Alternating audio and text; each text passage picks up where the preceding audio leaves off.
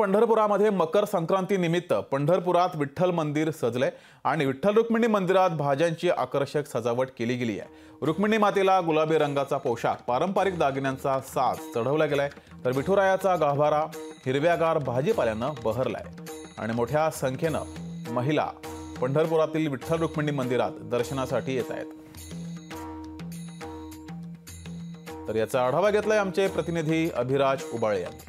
आज मकर संक्रांती निमित्त पंढरपूरच्या श्री विठ्ठल रुक्मिणी मंदिरामध्ये फुलांची, फळांची आणि पालेभाज्यांची आकर्षक अशी सजावट करण्यात आलेली आहे। आपण या ठिकाणी पाहू शकताय, भोगीसाठी जो वाणवसा वापरला जातो त्याच वाणवस्याचे सर्व पदार्थ, हुरडा आहे, ज्वारी आहे, गाजर आहे, ऊस आहे, शिमला मिर्च आहे, अशा विविध भाज्यांचा वापर या सजावटीसाठी करण्यात आलेला आहे।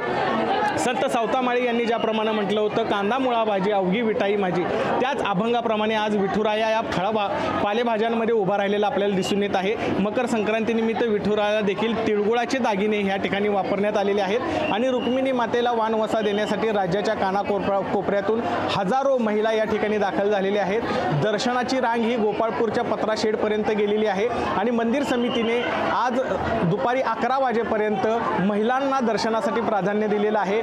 पुरुषांनी दर्शनाला येऊ नये असं आव्हान मंदिर समितीने केलं होतं, त्याला पुरुष भाविकांनी देखील चांगला प्रतिसाद या ठिकाणी दिलेला आपल्याला पाहायला मिळतोय। एकंदरीतच हजारो महिला या रुक्मिणी मातेला वाणवसा देऊन आपला मकर संक्रांतीचा सण या ठिकाणी साजरा करताना आपल्याला दिसून येत आहेत। अभिराज उबाळे, लोकशाही मराठी, पंढरपूर। लोकशाही मराठी, ऐका, पहा, जागरूक रहा।